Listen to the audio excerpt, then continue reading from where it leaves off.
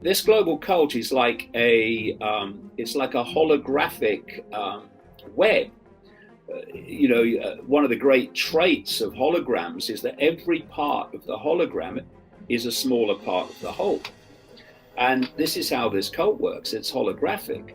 You have a global network, and then you have subsidiary networks in each country. And those subsidiary networks have the role of imposing in their sphere of influence the agenda dictated from the center. And so in each country, these subsidiary networks have the role of controlling that country's government, any political party that has a chance of forming a government, and a lot of the rest as well. Controlling finance, crucial, the banking system, the financial system in that country. Which is why the City of London is so important in terms of Britain, controlling the major corporations, controlling the health pyramid, and so the various subsidiaries in these different countries are running the banking system in those countries in accordance with the centrally dictated agenda, and so you have organizations like the Bank for International Settlements in Basel, Switzerland, which was created by these families, the Rockefellers, etc., where the heads of the various central banks meet regularly to coordinate policy, and it's all centrally dictated, but you have these subsidiaries playing it out in each country, and so then you had the further expansion of this cult's power through what is called globalization.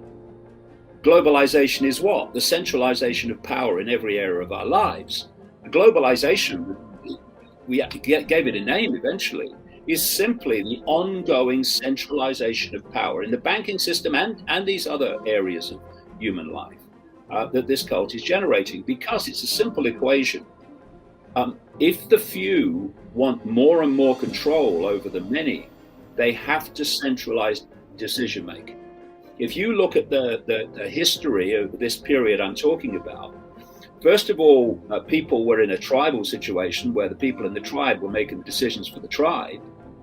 Then lots of the tribes were brought together under what we call nations. Now a few people at the center of the nation are dictating to all that group of tribes that form the nation.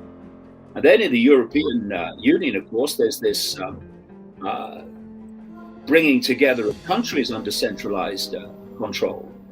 Now all the former tribes of all the former nations are now dictated from Brussels by people who are simply unelected.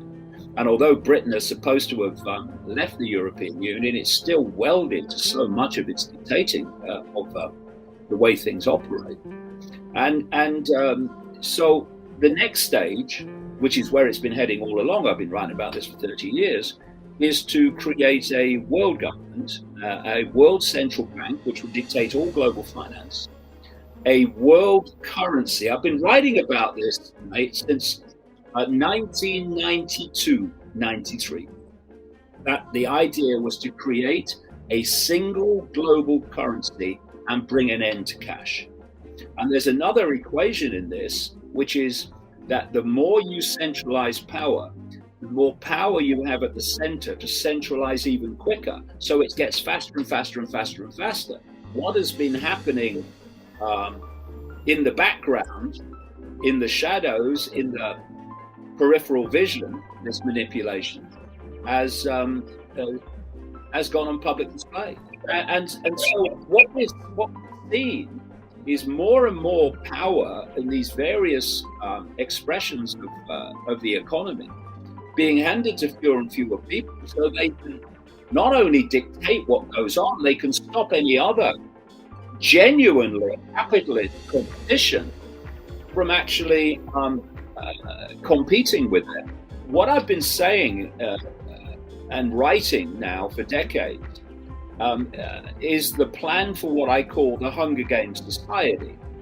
And the Hunger Games Society, I thought it something else before, but after the Hunger Games movie trilogy came along, I called it the Hunger Games Society because those movies portrayed what this Hunger Games Society I'm talking about plans to be. which is a tiny few people dictating to everyone else via control of finance and via dependency by the population on the few for the very basics of survival. And I've been writing again for a very, very long time that the plan is and has been to destroy independent income and independent business and force the population to live on what I said was going to be called a guaranteed income, which would be a pittance, and you'd only get it if you do what the government wants you to do. Now that sounded fantastic. When I first started talking about it, I set on a journey from an understanding that the forces that appeared to be controlling the world, like governments and prime ministers and presidents, actually weren't. The real power was in the shadows where you never saw it. So I went on this journey of uncovering it, and to uncover not only that the power is in the unseen, but what that power is seeking to do in terms of where it wants to take humanity. Now, because you're dealing with psychopaths who have no empathy and no limits, where they want to take humanity is truly, truly horrific. And I saw this from the early 1990s.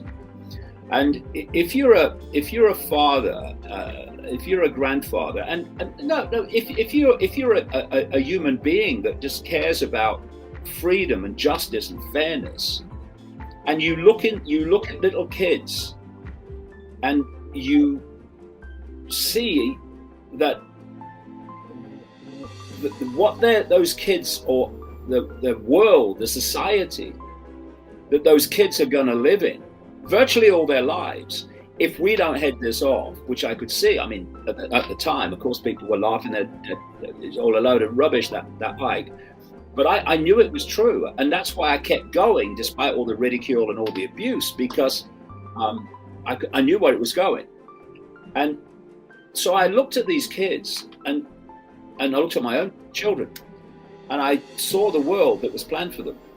And, if you have a smear of decency, then what you do then is you give the rest of your life to trying to head it off and to alert people to it, so that they can put an end to it.